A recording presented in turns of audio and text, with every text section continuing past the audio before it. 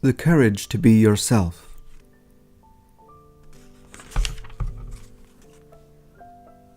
Discovering the truth about ourselves is a lifetime's work, but it's worth the effort.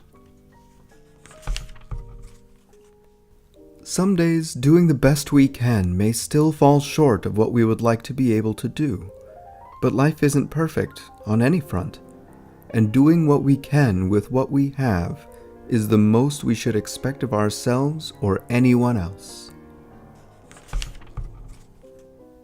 Confronting our feelings and giving them appropriate expression always takes strength, not weakness. It takes strength to acknowledge our anger, and sometimes more strength yet to curb the aggressive urges anger may bring, and to channel them into nonviolent outlets. It takes strength to face our sadness, and to grieve and let our grief and our anger flow in tears when they need to. It takes strength to talk about our feelings and to reach out for help and comfort when we need it.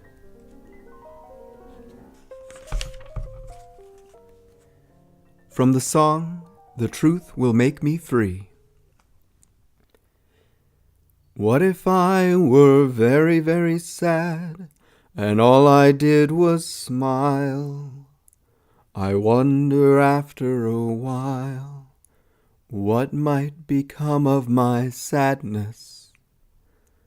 What if I were very, very angry, and all I did was sit and never think about it? What might become of my anger? Where would they go and what would they do if I couldn't let them out?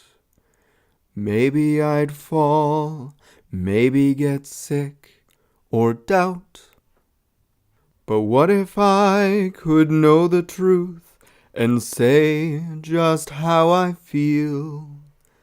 I think I'd learn a lot that's real about freedom.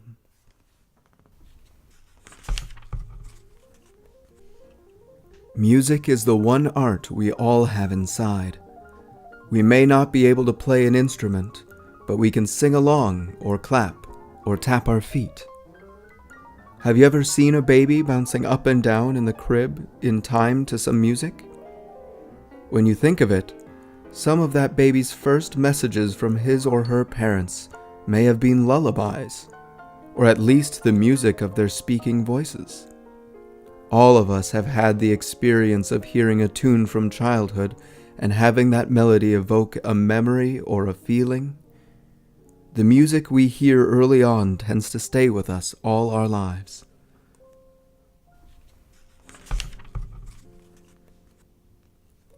Who you are inside is what helps you make and do everything in life. There's no should or should not when it comes to having feelings. They're part of who we are, and their origins are beyond our control. When we can believe that, we may find it easier to make constructive choices about what to do with those feelings. Whatever we choose to imagine can be as private as we want it to be. Nobody knows what you're thinking or feeling unless you share it. How many times have you noticed that it's the little, quiet moments in the midst of life that seem to give the rest extra special meaning? There's a nurturing element to all human beings, whenever they themselves have been nurtured, and it's going to be expressed one way or another. When my mother or my grandmother tried to keep me from climbing too high, my grandfather would say, "Let the kid walk on the wall. He's got to learn to do things for himself." I loved my grandfather for trusting me so much. His name was Fred McFeely. No wonder I included a lively elderly delivery man in our television neighborhood, whom we named Mr. McFeely. Part of the problem of the word disabilities is that it immediately suggests an inability to see or hear or walk or do other things that many of us take for granted. But what of people who can't feel, or talk about their feelings, or manage their feelings in constructive ways? What of people who aren't able to form close and strong relationships? And people who cannot find fulfillment in their lives, or those who have lost hope, who live in disappointment and bitterness, and find in life no joy, no love? This, it seems to me, are the real disabilities.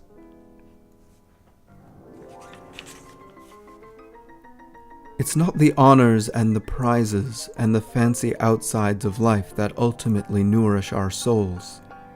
It's the knowing that we can be trusted, that we never have to fear the truth, that the bedrock of our very being is firm. All our lives, we rework the things from our childhood, like feeling good about ourselves, managing our angry feelings, being able to say goodbye to people we love.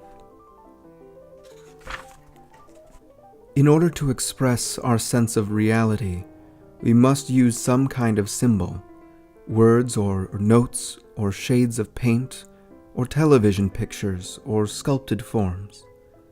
None of those symbols or images can ever completely satisfy us, because they can never be any more than what they are, a fragment of a reflection of what we feel reality to be. I remember after my grandfather's death, seeing Dad in the hall with tears streaming down his face. I don't think I've ever seen him cry before. I'm glad I did see him. It helped me know that it was okay for men to cry. Many years later, when my father himself died, I cried. And way down deep, I knew he would have said it was all right.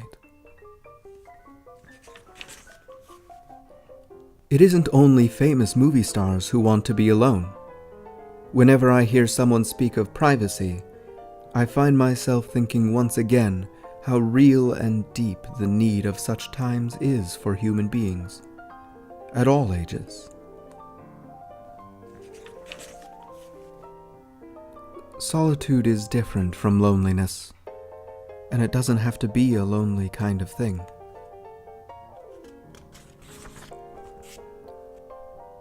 You rarely have time for everything you want in this life, so you need to make choices, and hopefully your choices can come from a deep sense of who you are.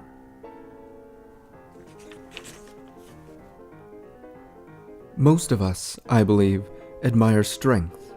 It's something we tend to respect in others, desire for ourselves, and wish for our children. Sometimes, though, I wonder if we confuse strength with other words, like aggression and even violence. Real strength is neither male nor female, but it is quite simply one of the finest characteristics that any human being can possess. All life events are formative. All contribute to what we become year by year as we go on growing. As my friend the poet Kenneth Koch once said, "You aren't just the age you are all the ages you have ever been." The values we care about the deepest, and the movements within society that support those values, command our love. When those things that we care about so deeply become endangered, we become enraged. And what a healthy thing that is. Without it, we would never stand up and speak out for what we believe. I've often hesitated in beginning a project because I've thought, it'll never turn out to be even remotely like the good idea I had as I start. I could just feel how good it could be. But I decided that, for the present, I would create the best way I know how and accept the ambiguities. When I think of Robert Frost's poems like The Road Not Taken, I feel the support of someone who is on my side, who understands what life choices are like, someone who says, "I've been there, and it's okay to go on." I believe it's a fact of life that what we have is less important than what we make out of what we have. The same holds true for families. It's not how many people there are in a family that counts, but rather the feelings among the people who are there. I'm proud of you for the times you came in second or third or fourth, but what you did was the best you had ever done. Often when you think you're at the end of something, you're at the beginning of something else. I felt that many times. My hope for all of us is that the miles we go before we sleep will be filled with all the feelings that come from deep caring, delight, sadness, joy, wisdom, and that in all the endings of our life we will be able to see the new beginnings. When I was a boy, I used to think that strong meant having big muscles, great physical power. But the longer I live, the more I realize that real strength has much more to do with what is not seen. Real strength has to do with helping others. The thing I remember best about successful people I've met all through the years is their obvious delight in what they are doing. And it seems to have very little to do with worldly success. They just love what they're doing, and they love it in front of others. I must be an emotional archaeologist, because I keep looking for the roots of things, particularly the roots of behavior and why I feel certain ways about certain things. From the song, "The Clown in Me." Sometimes I feel when I'm afraid that I will never make the grade. So I pretend I'm someone else and show the world my other self. I'm not quite sure of me, you see, when I have to make a clown of me. A clown, that's what I'll be, a clown. I think I'll make the people laugh and laugh all over town. A clown, that's what I'll be, a clown. Sometimes I feel all good inside and haven't got a thing to hide. My friends all tell me I'm the best. They think I'm better than the rest. It's times like this I'll act myself, and I'll let the clown stay on a shelf. Myself, I think I'll be myself. I think I'll let the people see the comfortable inside of me. Myself, I'll be myself. It's only when I feel let down I might be scared into a clown. But he can be himself when I can be myself. I think I'll be myself.